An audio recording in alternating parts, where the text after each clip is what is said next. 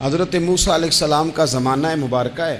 ایک شخص نے اپنے کزن کو، اپنے چچا کے بیٹے کو، چچا زاد کو قتل کر دیا اور خود ہی اس کا مدعی بن کے حضرت موسیٰ کے پاس آیا کہ بتائیے جناب میرے اس بھائی کو کس نے قتل کیا ہے؟ حضرت موسیٰ نے ایک سادی سی بات کی، کیا فرمایا؟ وَإِذْ قَالَ مُوسَىٰ لِقَوْمِهِ إِنَّ اللَّهَ يَأْمُرُكُمْ أَن تَذْبَحُوا بَقَرَةً۔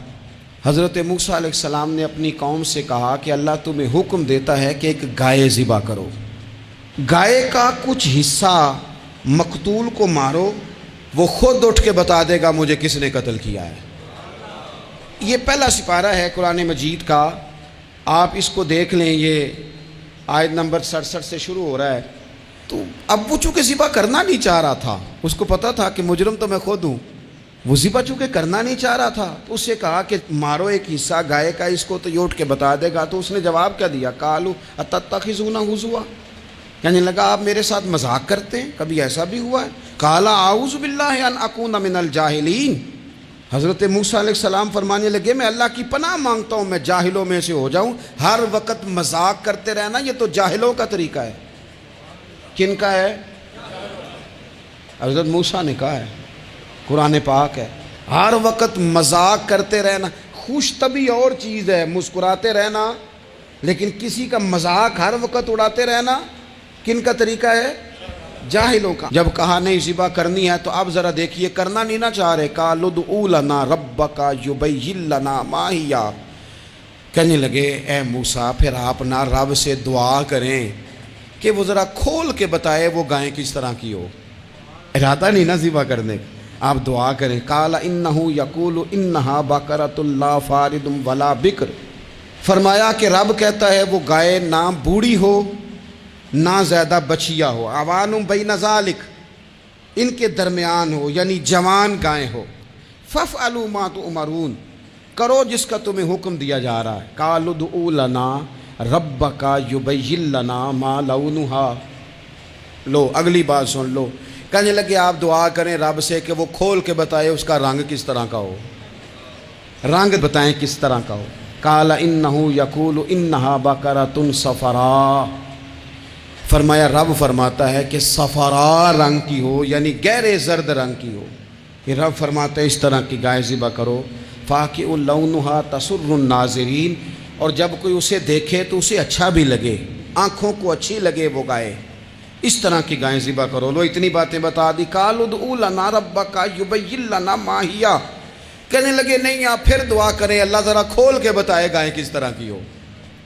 ان البقرہ تشابہ علینا، ہمیں ذرا گائیں پر شبہ پڑ گیا ہے کس طرح کی ذبح کرنی چاہیے۔ وَإِنَّا انشاءاللہ لمہتدون، اگر اللہ نے چاہا تو ضرور ہم ہدایت پا جائیں گے۔ پھر اللہ تعالیٰ نے فرمایا کہ قال انہ یقول انہا بقرۃ لا ذلول تثیر الارض، گائیں اس طرح کی ہو کہ وہ کبھی کھیتی میں نہ چلائی گئی ہو، یعنی اس کو کبھی کام نہ اس سے لیا گیا ہو۔ بیل کو لوگ لگاتے تھے نا، جو کام آج ٹریکٹر سے لیا جاتا ہے وہ گائے بیل سے لیا جاتا تھا، تو وہ کھیتی باڑی کے کام نہ اس کو لگایا گیا ہو۔ ولا تسقی الحرث، اور نہ اس سے پانی نکالا گیا ہو، نہ کھیت چلانے ہل چلانے میں لگائی گئی ہو، اور وہ جو کنواں ہوتا تھا جس کے گرد گائیں گھومتی تھی، تو کہا وہ بھی کام اس نے نہ کیا ہو گائے نے۔ مسلمۃ لا شیۃ فیہا، وہ ہر عیب سے پاک ہونی چاہیے۔ قالوا الآن جئت بالحق،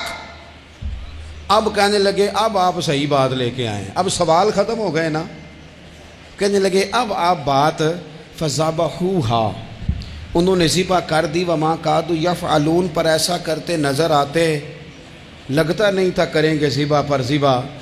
اچھا یہ گائیں پھر ملی کیسے؟ امام خازن کہتے ہیں کہ ایک نیک آدمی تھا، تو اس کا آخری وقت آ گیا تو اس کے پاس جو کل جمع پونجی تھی وہ ایک بچیا تھی، گائیں کی بچی، بچیا ویڑی، اس کے پاس وہ ایک بچیا تھی صرف۔ تو اس نے اس طرح کیا کہ اس کی گردن پر ایک مہر لگائی، اللہ کے نام پر بطور امانت اس نے اس کو جنگل میں چھوڑا، کہا یا اللہ میرا بیٹا ایک ہی ہے وہ بھی چھوٹا ہے، اس کی حفاظت کرنا اور میرے بیٹے کو پہنچا دینا۔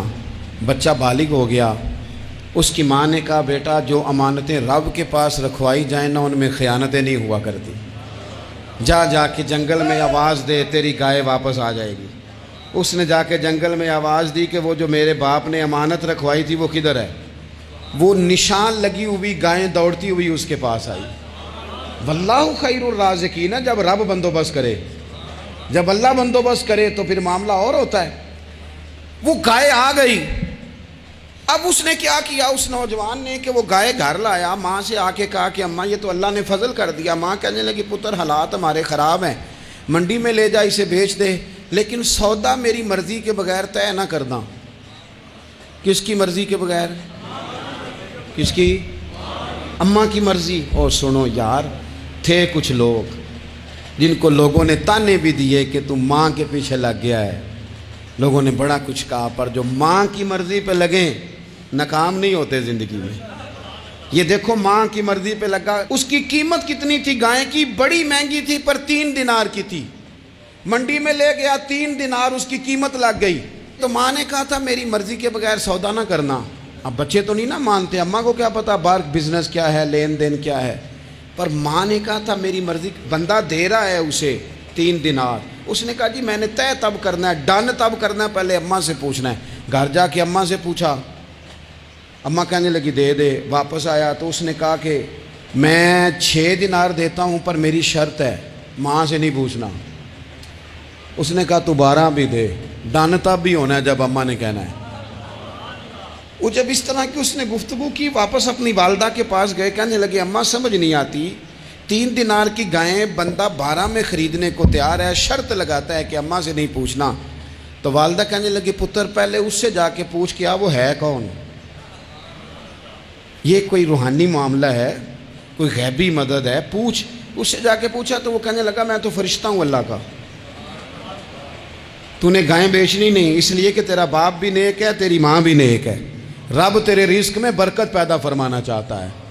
ماں باپ نیک ہونا رزق میں برکت ہو جاتی ہے۔ ماں باپ نیک ہوں، ان کی صالحیت کا اثر پہنچتا ہے بچوں تک۔ رزق حلال کما کے لانے والے ہوں تو گھر میں برکت ہوتی ہے۔ جا کے کہا کہ تیرے ماں باپ نیک تھے، اسے نہ بیچنا گائے کو، تو کیا کریں؟ کہنے لگے بنی اسرائیل والے سوال کر کر کے خود مشکل میں آ گئے۔ اب وہ ایسی گائے جو جوان بھی ہو، یہاں تو ہر غریب آدمی اپنی گائیں یہاں لگا دیتا ہے، کھیتی باڑی میں یہاں لگا دیتا ہے، کنویں میں پانی نکالنے میں، تو یہاں تو ہر ایک کی گائیں، تو ایسی گائیں جس کا رنگ بھی اتنا پیارا ہو، زیادہ بوڑھی زیادہ بچی بھی نہ ہو، اور ابھی تک کھیت میں بھی نہ لگی ہو، وہ سوائے تیرے کہیں نہیں ہے۔ اس نے کہا چل پھر مہربانی کر بتا میں کتنے کو دوں گائیں، اگر وہ آ جائیں تو کتنے کو بیچنی ہے؟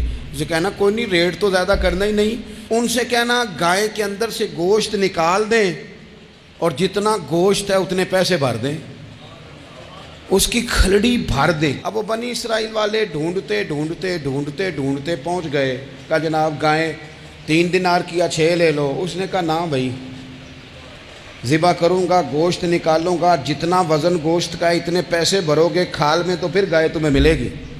اب مجبور تھے، کیا کرتے؟ ابن کثیر حدیث لائے ہیں، امام سیوطی نے در منصور میں بھی لکھی ہے، نبی پاک صلی اللہ علیہ وسلم نے فرمایا سنو جوانوں اور اسے دل کی تختی پہ لکھو، نبی پاک علیہ السلام نے فرمایا اگر بنی اسرائیل والے زیادہ سوال نہ کرتے تو اتنی مشکل کا شکار نہ ہوتے۔ انہوں نے سوال اتنے کیے کہ چارہ نہیں ہے اب ان کے لیے، چارہ نہیں ہے اب ان کے لیے کہ یہ ادھر ادھر جا سکے، مجبوری بن گئی، یہی گائے خریدنی ہے، یہی لے جانی ہے۔ اب اتنا سارا مال جمع کر کے وہ گائے خریدی، ذبح کی، تو مقتول کو جب اس کا ایک حصہ مارا تو اس نے اٹھ کے کہہ دیا یہ جو مدعی بنا ہوا ہے نا، یہی تو میرا قاتل ہے، یہی تو میرا قاتل ہے، یہی تو ہے جس نے یہ سارا کام کیا۔